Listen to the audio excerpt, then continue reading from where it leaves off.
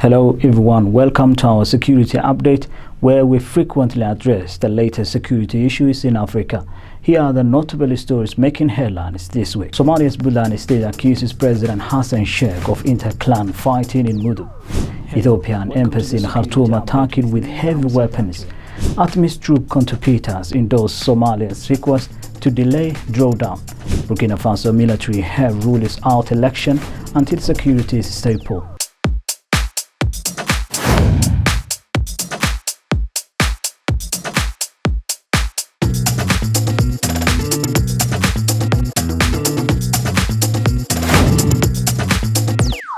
Welcome to the program.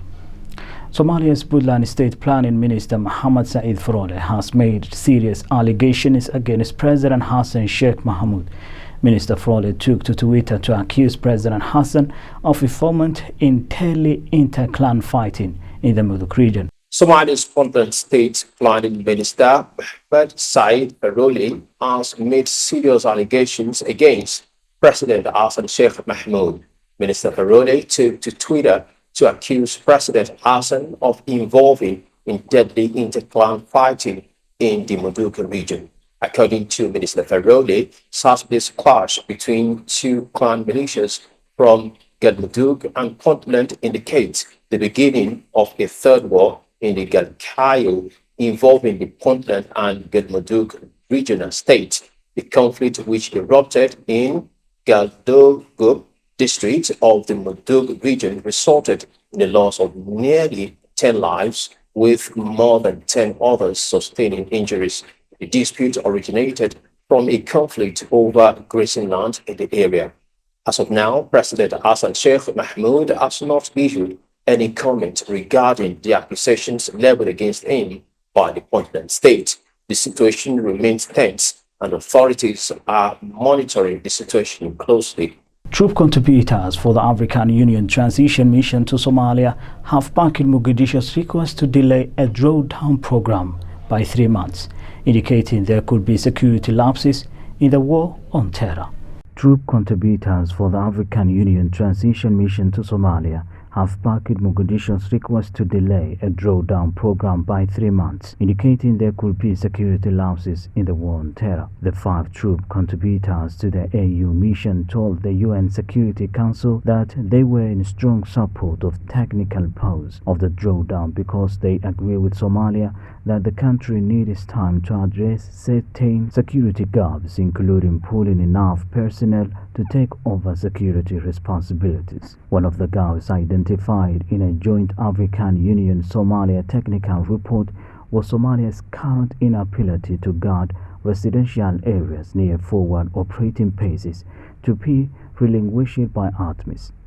The troop contributors want Mogadishu to be given more time to generate its own troops and other resources to ensure the areas do not fall back to Al-Shabaab hands. The UN Security Council is expected to discuss the matter, but the African Union Peace and Security Council is supposed to facilitate discussions on how to continue funding the troops beyond September 29.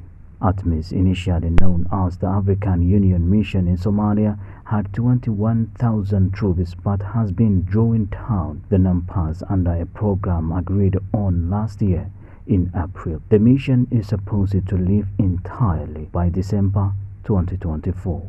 The Ethiopian embassy in the Sudanese capital of Khartoum came under attack with heavy weapons, as confirmed by Yipheltal Ayemiro Alimu, the Ethiopian ambassador to Sudan, in concerning incident. No casualties were reported in the attack. However, the embassy's building sustained partial damage. Fortunately, no casualties were reported in the attack. However, the embassy's building sustained partial damage. Ambassador Alemo provided this information to the BBC, underscoring the gravity of the situation. The blame for this attack has been directed towards the Sudanese Paramilitary Rapid Support Forces (RSF), an entity that has been engaged in ongoing conflict alongside the Sudanese army since April 15. Notably, the Sudanese army has yet to issue an official statement regarding the incident, leaving room for speculation and uncertainty. This incident, though alarming, is not an isolated occurrence. Just 3 weeks ago, the Ethiopian embassy in Khartoum fell victim to an airstrike which resulted in injuries to a security guard and extensive damage, including shattered windows. The broader context of this unrest is a conflict that has already claimed the lives of more than 5,000 people and forced 5 million others to become displaced, according to the United Nations. The military regime in Burkina Faso has hinted that election may not hold anytime soon, as the head of the junta, Ibrahim Traoré, emphasized that security is his major concern for the time being. His announcement follows a failed coup attempt on Wednesday by security and intelligence services in a shocking revelation. But we will be back after the short break. Making documentaries is one of the most creative craft and challenging endeavors you can be involved in. It is an effective strategy to inform, persuade, educate, defend the perspective, and shed light on various issues, policies, and activities. At CBA TV, documentary production is our forte. We capture every TikTok detail of events in highest resolution to tell the story you care about, from politics to human angle, research-based content, educative and informative. We also help you project your story in a dynamic perspective that attracts the world views of the target audience, as there is no better or more powerful way to place the organization's values and achievements than to make an excellent documentary film. No doubt, our strength lies in these ventures, and we pride in many award-winning documentaries which have been earning accolades across Africa and beyond. Let's tell your story. Welcome back again. The military regime in Burkina Faso has hinted that the election may not hold anytime soon, as the head of the junta, Ibrahim Traoré, emphasized that security is his major concern for the time being. His announcement follows a failed coup attempt on Wednesday by security and intelligence services in a shocking revelation. Captain Ibrahim Traoré, the head of Burkina Faso's military junta, stated on Friday that no elections will be held until the country was safe enough for everyone to vote. The head of the junta said this as the country commemorates its one-year anniversary under military rule.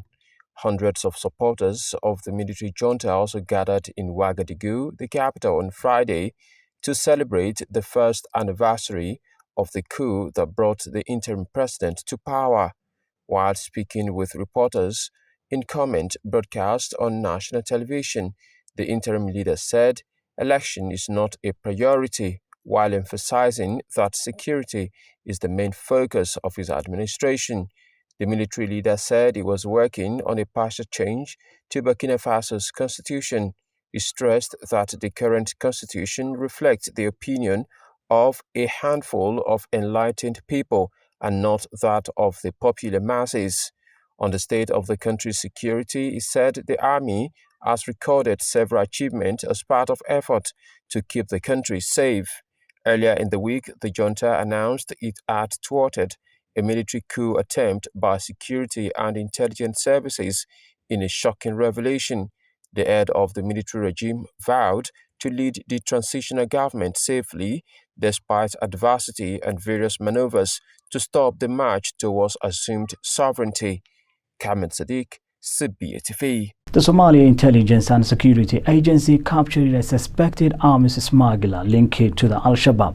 The operation comes just 5 months after intelligence forces intercepted 2 illicit shipments containing military hardware and explosive materials at the Mogadishu seaport. The Somalia Intelligence and Security Agency captured a suspected arms smuggler linked to the Al-Shabaab. The operation comes just 5 months after intelligence forces intercepted 2 illicit shipments containing military hardware and explosive materials at the Mogadishu seaport. In an official statement, the country's intelligence agency disclosed that a 28-year-old individual identified as Zakaria Kamal Sufi, also known as Saki, was apprehended while attempting to enter an area controlled by Al-Shabaab. However, the specific location was not disclosed. According to the statement, Zakaria Kamal was identified as the mastermind behind a network responsible for procuring military equipment from abroad on behalf of Al-Shabaab. The agency emphasized that the group had ingeniously hidden the military equipment within commercial shipments, which were seized at the Mogadishu seaport in May of this year. The intelligence agency successfully arrested 10 individuals associated with this smuggling network. However, government officials refrained from providing detailed information about the seized shipments, their origins, or the identities of the individuals involved. According to regional authorities, Somalia security forces seized a car filled with explosive devices following a security operation in the Dolo district of the Geda region. Regional officials stated that security forces received a tip of about explosives rigged vehicle, which enabled them to thwart the group's planned attack. According to regional authorities, Somalia security forces seized a car fitted with explosive devices following a security operation in the Dolo district of the Geda region. Regional officials stated that the security forces received a tip of about the explosives rigged vehicle, which enabled them to thwart the group's planned attack. The Dolo District Commissioner Muhammad Hussein Abdi commended the security forces for their diligence and vigilance in posting overall security in the district, as a massive anti-Al-Shabaab operation is expected to begin in Jubaland soon. However, this incident occurred just a day after security forces discovered a landmine the group had planted on the main road in the Doble district of the Geda region. In recent months, the Somali government has intensified its military campaign against Al-Shabaab in central and southern Somalia. The regional president Ahmed Madoubi repeatedly pledged to intensify his counter-terrorism efforts against Al-Shabaab and will soon remove the remaining areas of his territory from Al-Shabaab's grip. And with that story of the Somali security forces seized a car filled with explosive devices following security